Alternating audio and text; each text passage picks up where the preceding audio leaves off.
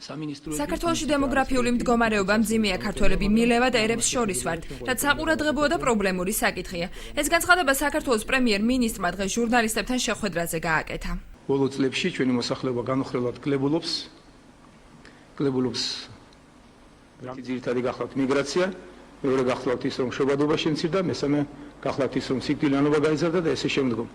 ჩვენ უკვე საშუალება გვაქვს, რომ პირველი აქცენტი გავაკეთოთ და ყურადღება მივიპყროთ ჩვენი საზოგადოების იმაზე, რომ ჩვენ უნდა მოახერხოთ ჯანმრთელიანი შევინარჩუნოთ, ჩვენ უნდა გავზარდოთ ჩვენი მოსახლეობა.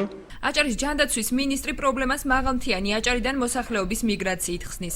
ნუგზარ სურმანიძის განცხადებით, რეგიონში სიკვდილიანობისა და შობადობის კოეფიციენტებს შორის ბალანსი მაინც შენარჩუნებულია.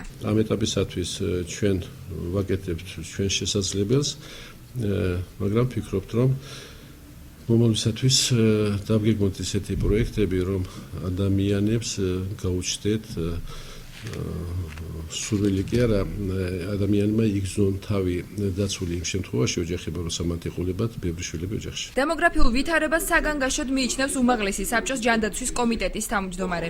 ჯემალ ფუტკარაძეს რეალური მიზეზის დასადგენად აუცილებლად მოსახლეობის მასშტაბური აღწერა მიაჩნია. მისი თქმით, ის პროექტები, რაც ჯანდაცვის სამინისტრომ აამოქმედა პრობლემის მოსაგვარებლად საკმარისი არაა. მარტო ერთი რომელიმე პრობლემის გადაჭრაზე, აი ახლა ვთქვათ, რომ დადგეს საკითხი, რომ უზრუნველყოფილი იქნას და თითოეულ ახალ შობილზე, თითოეულ ახალ ბავშვზე მოხდეს, თქვათ, ძალიან დიდი თანხის მიწოდება მოხდეს.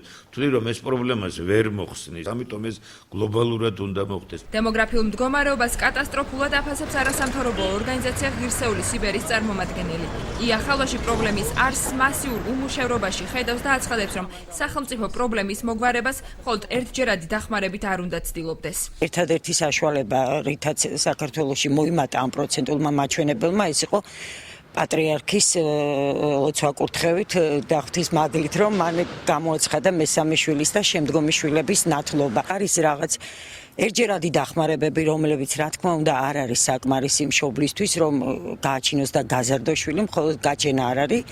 ამიტომ მე ვფიქრობ, რომ სამუშაო კიდევ ძალიან ბევრია. საქართველოს სტატისტიკური აღწერა 2014 წელს იგეგმება. რეგიონის წარმომადგენლები ხელისუფლებას აღწერის პროცესში ფსიქოლოგების, სოციოლოგების და ფსიქიატრების ჩართვისკენ მოუწოდებენ.